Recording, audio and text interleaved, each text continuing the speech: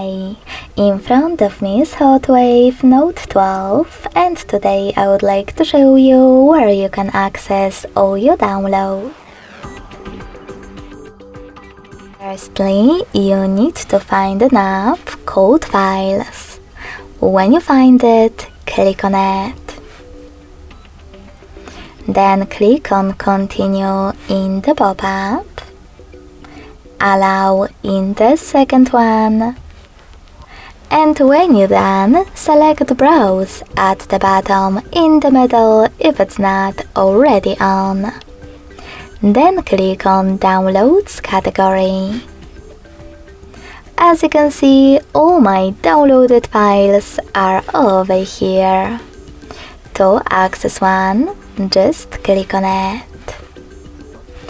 Thanks so much for watching. If you enjoyed this video, don't forget to leave a like, comment and subscribe. Bye!